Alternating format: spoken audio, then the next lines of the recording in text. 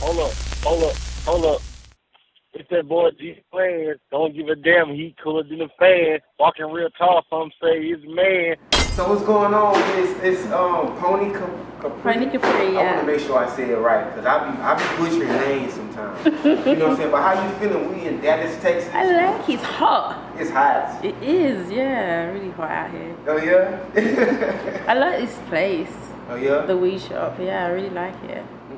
It's so pretty. What about the two list? Music. Like, I love the music out here, and as an artist, I feel like I can mix my sound better by being here. Oh yeah.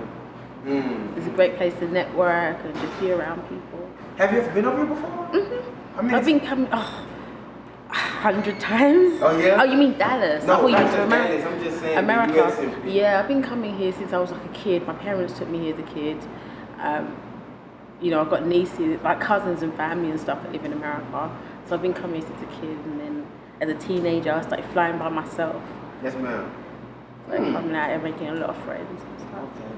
So Poni Capri, you're from East London. Mm-hmm. How you say it? East London. East London. Okay. Like tell us about London. I've never been over there yet, but tell us about the culture and stuff like that. So, if you want to compare it to something, I would say like New York, because you know you have like Paris, London, Tokyo, because they're all major cities. Like, so it's really, really built up.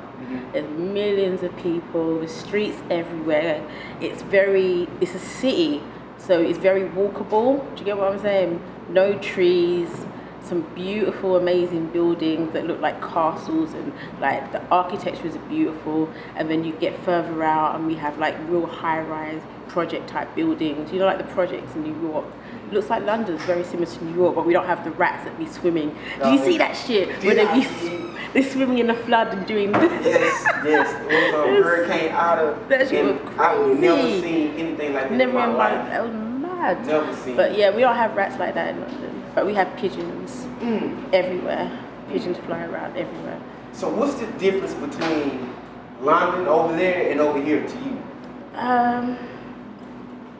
God, so much. The culture's totally different. Yeah. The people are different.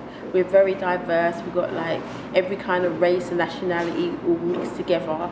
And we kind of don't really see colour so much, especially in London, because there's so much people. Like when you walk down the street, there's people everywhere. Like it's just different like that. Now they tell me people that go outside the country, they visit different places. They tell me that the women outside of America are better. People say that. That's what they tell me. Yeah. Would you agree with that? I think it's just because people tell me this all the time. Like I remember when I first came here, like a guy I tried to date and stuff. He was like, "You are so different." Like on the first date, "You're so different from an American girl." I'm like, "What?" Because everything about you, the whole date is totally different. It's like, I didn't get it, but. And then I think part of it as well is like, when we were brought up, we were told that you should never date somebody for money. It's very materialistic, it's shallow, it's bad. You should never date somebody for what they've got. You should date them for who they are as a person. It's all about your heart and who you are. So that's the core of the British culture of how you're raised. It's about love, who this person is. So society now with all these songs, city girl shit, influences people to say, "Oh yeah, what you got for me?" But deep down, our whole core is, who are you as a person? So you'll notice a lot of British people don't date for money and things. We don't really have that materialistic. That's our basis of life isn't about money, and they see you as a bad person. So if you were a girl and you wanted to date her, for girls, they'd be like, "What's wrong with her? She's a bitch." Yeah. Other girls will talk about that girl as a materialistic bitch. Why are you doing that? It's not what life is about. So it's a very different culture of life. That's different to here because the American women, they're all about getting your money, breaking you, doing everything they can to come up off you. I'm a bad this, I'm a bad this. Kind of like somewhat sexualized with the women over here as far as the music goes too. Yeah, so it's very, very different. Yeah. And that's part of with me, like I'm very free in my sexuality, and I've always been from young, you know. And so I started doing music. I was on TV from the age of 17 in England, but I was very sexy and flamboyant and shit like that.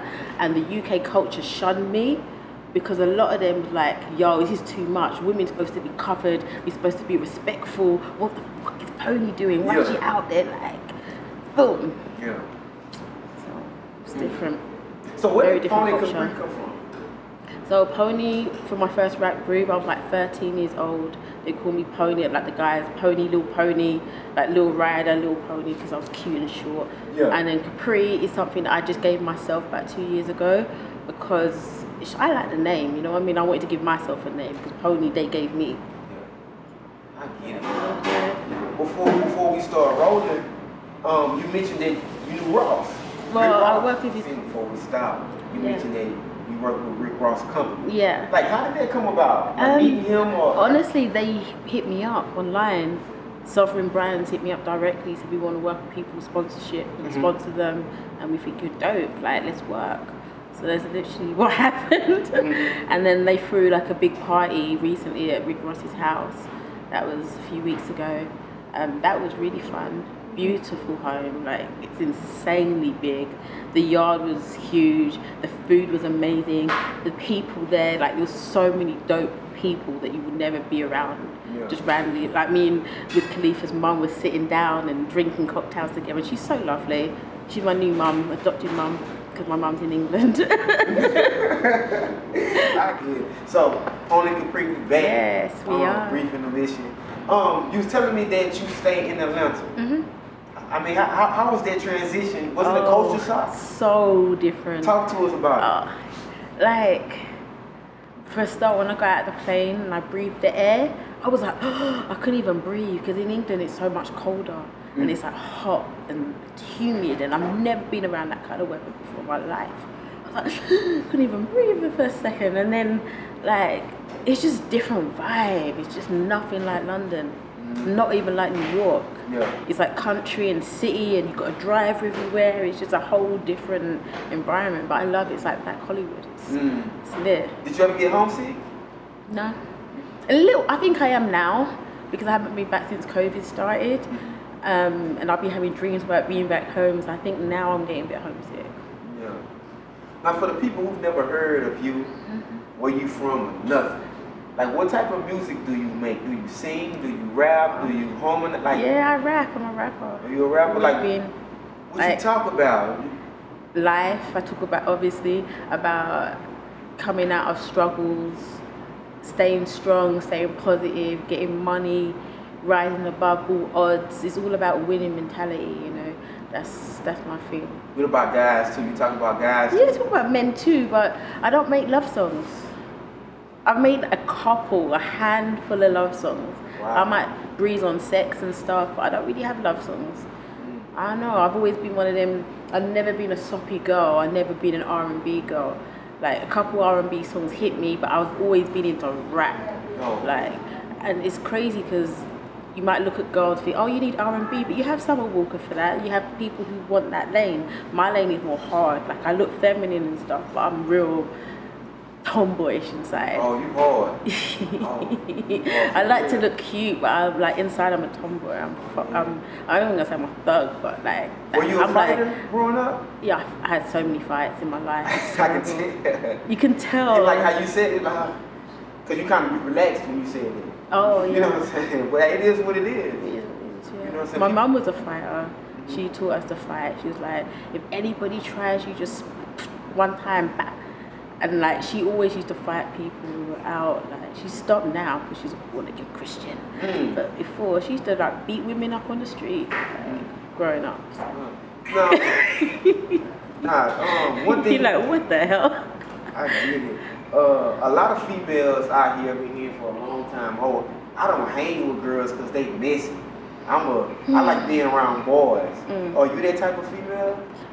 Like to rather be around men than women? That's funny. I don't think about it like that. I'm comfortable with both. I don't have like hang-ups about people. You know? That's good. I mean, I just was asking because... No, it's cool. I don't really have hang-ups like that. Like, obviously I've had people do me bad in life. I had girls, best friends who done me bad. But then I've had guys that done me bad too, so... it's like... Let's talk about it. Was it like one of your friends or like... What did they do? What did she do? It's just when you know that your friend isn't really a real friend. They're just there, but they don't really have your back. simple shit. It doesn't have to be that they cheated and slept with your boyfriend, nothing crazy. But when you realize that someone don't, like, in any relationship, right, you can be the giver. Someone's always asking, can you help me with this, can you help me with that? I'm not saying that's what happened to me and my friend, but if you always giving, one day you're going to realize, hold on, this person's never even given me a birthday card, this person's never even done this for me. So that's when you realize that this is not a real friendship. You know, stuff like that, when it's one-sided all the time. What about Or they're guys? negative. You tell them about your plans and they'll be like, I don't think it's going to work. Oh yeah, that too. Like, why are you doing that for? Maybe you just, that kind of stuff, when people's destinies don't align with you, and their visions don't align. Yeah, when you have people around you that's giving you a negative energy, they don't support you, you gotta recognize those signs early. Because you're achieving greatness. So you definitely can't have nobody around you like that. Yeah. But like I was saying too, you talked about the female, like what did a guy that was close to you, y'all, whatever he did to you and it just severed y'all relationship? So much stuff. I've had the worst luck with men in my life. Talk about it. No, they don't need no airtime. These are assholes. No, you don't have to mention their names. They don't know, but still, they don't even if I told you the mad story, they would know it's about them and they'll be like, ha ha ha. Wow. No way. But guys, yeah, I've had the worst relationships. Like, I don't think any guy would ever hit me because they know that I will kill them.